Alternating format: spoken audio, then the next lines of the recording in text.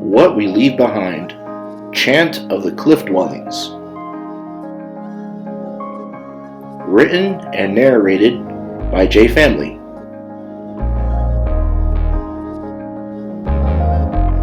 During my 2-year mission in the state of Arizona, I have happened to take part in many adventures on our days off from doing missionary work, in which our days off were every Monday, if I'm not mistaken. At the time, I was serving in an area called Miami, one of the oldest mining towns in central Arizona. Next to it was another mining town called Globe, and not far from there was the Apache Indian Reservation. North of these lands is Lake Roosevelt, and within these lands around the lake is the perfect place for adventures. My companion Elder Dodds and I were assigned to a church ward there in Miami, and a man who was part of the bishopric of that ward decided to take us on an adventure on one of our Mondays. This man I speak of will be called Doc in this article because unfortunately I have forgotten his name. Doc first took us to a small visitor center off the shores of Lake Roosevelt, and it was filled with the history and geography of these very lands. We then after decided to stop for lunch in a lodge and a trailer park. At first I expected a regular restaurant in a nearby town, but surprisingly for a trailer park lodge the burgers and fries were great. After we had a bite to eat, Doc took us somewhere as he originally planned, a place called the Cliff Dwellings. We later drove up to the National Monument where there was another visitor center. Me being a lover of museums, visitor centers are just as a joy for me. Before we walked inside, a view in back of the visitor center was the outskirts of a very large hill, and I could see that within the walls of this hill, it looked like a cave. Of course, I assumed that was our destination. Our time at the visitor center soothed my curiosity. Every exhibit in this place educated its visitors of the ancient ruins within these caves. The ancient ruins were built by hand over 1,000 years ago by an ancient people called the Salado Indians. All around this region of the mountains were filled with these cliff dwellings, and they were said to be home to these ancient Indians long ago. And they used clay and concrete to build these ancient structures with their own hands. Not sure why they were built, but my thinking was it was for their safety from any danger that they may have crossed paths with down below these high hills. I learned all of this from the film exhibit in the visitor center, and it was indeed a warm, welcoming presentation. It was then that Dodds and I began our small hike, but Doc, he decided to stay behind to wait for us. "I'll be here at the visitor center. Go on ahead, boys. I want y'all to enjoy yourselves. Take as long as you like, but not too long. Don't worry about me, I'll be fine. I'm too old to be hiking anyway," said Doc. We proceeded without him. The path we walked upon was made of a smooth concrete, which had a sand color to it. If I recall correctly, I believe it was a 15-minute hike up the structures, according to my journal entries, but it felt longer. As we hiked higher up the trail, I could see the top of one of the tower structures of these ruins. We were told that higher into this mountain range were even larger ruins. We were told they were so vast that its view was of an ancient city carved within the mountain. Unfortunately, we were only able to visit one of the smaller cliff dwellings because it was closer to the main road. And we also had a time limit. But no matter how big or small any ancient relic remains, every one of them is worthy of being looked upon with wonder. Hot as the state of Arizona is, I had to tough it out and press forward for the exciting destination. As we made our way to the end of the trail, the jovial feeling got the best of me that I forgot how tired I was from this hike. And there it was, an ancient relic of the very ruins that Doc and the other Arizonians had spoke of. I was marveled by the craftsmanship, knowing that even for an ancient folk, these Salado Indians were quite clever in the ancient days. These ruins had the look of a stone house with rooms and small windows, and you could easily tell where these Indians must have slept, dined, and worked. There were also thick wooden rods embedded in these walls, looking as if they were used for roofing or hanging things, like the rods you hang clothes on in the closet.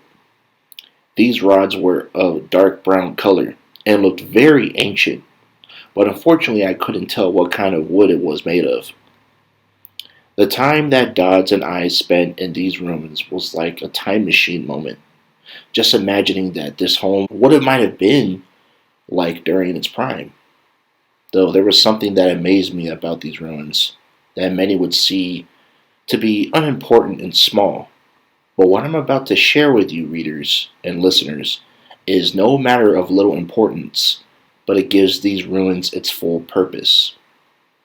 Now, we were not allowed to touch the walls of these ruins, but as I looked closely to some of these walls, there were fingerprints embedded in them. Every line and detail that you see on your own fingers were the exact prints in these remains. It looked as if these prints were put there right at the second when Dodds and I stood there. But these prints were here all this time during those 1,000 years. It became very quiet. It was a peaceful silence. At that very moment, Dodds and I had no words. But I never told him what I heard in the air at that moment. But now I will tell you, readers and listeners, that what I thought I heard was a faint sound of a tribal chanting.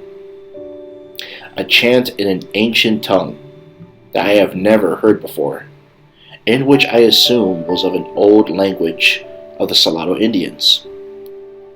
Not sure these were my own thoughts, but I kept getting thoughts in my head of a family that may have lived in these ruins, singing this chant. The feelings I was getting was a welcoming vibe, a feeling as if you were sitting on your grandpa's lap as he told you a story that just made your day. It was a warm feeling that got the best of me as I looked out into the beautiful view from that hilltop of the Roosevelt Lake, the cactus valleys beyond the lake shore, and the mountains and hills that stood tall and strong in the distance. As always, even though it may have been blazing hot, it was such a beautiful day. It was in time for us to depart from the unforgettable land. It was a slightly sad moment to leave the cliff dwellings. But as a way to remember this trip, we stopped by the visitor center again to see the gift shop, and I came across a plushie of a javelina pig, which I purchased. I mean, hey, everyone loves stuffed animals, right? On our way home, I pondered something very important, that what I've learned standing in those ruins, gazing upon the fingerprints in those walls, is simply, look what they left behind. Simple as that. The Salado Indians had left behind a piece of history of their time to tell a story, their story. To look back and see where the world was and where it is now, this simple lesson that we can apply to our own personal lives. I mean, many who lived before us left something for us to admire. Now, could we do the same thing? Well, that's up to you. What will you leave behind? Or, how would you want to be remembered? What will you leave behind that will benefit others? What can you accomplish that will help others in the future learn about life? All these questions I ask myself every day. And just like you readers and listeners, I still try to live my best life. And that's all we can do.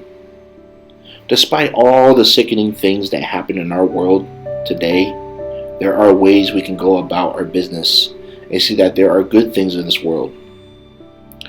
I feel that we should start by seeing it in a different perspective than our own. Many say we do good things by building a foundation, something that will help us work our way up to build something grand, like the Salado Indians.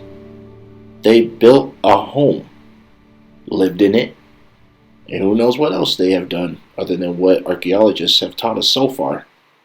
We may never know. What we do know is that this ancient folk left something behind as a reminder to us. What can we build now to continue to make it a unique world? Some say that we can't change the world unless we change ourselves. Now that is solid truth. I have found that we can change ourselves by counting our blessings. I mean, not looking at what we don't have, but to see what we do have.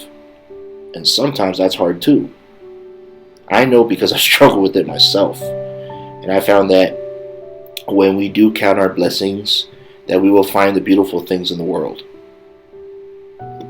We also must be open-minded and be aware that we may do things for the wrong reason, or we try to do good things, but we end up doing it the wrong way. When that happens, most of the time, we don't notice it until the very last minute. We must be cautious. We can't control what other people do. All we can do is love them, or mind our own business, and most importantly, work on ourselves. If we feel that we have made a mistake, there is always time to fix it and move on. Now, I'm sure the Salado Indians had things happen to them that they try to prevent, but seeing these ruins in this wilderness somehow tells me that they endured so much. That can remind us that we can be strong enough to overcome life's adversaries. And when you do, just know that it is only happening to make you stronger. I invite, and I said invite, I invite all of you readers and listeners to ponder what was said in this story. And I do thank you for reading and listening and coming along on this journey down memory lane with me. And I hope it was worth the read, and I hope it was worth your ears. I will conclude with this. What will you build? What will be your foundation? What will you leave behind? The adventure is ahead. Stay on the path and see what you find.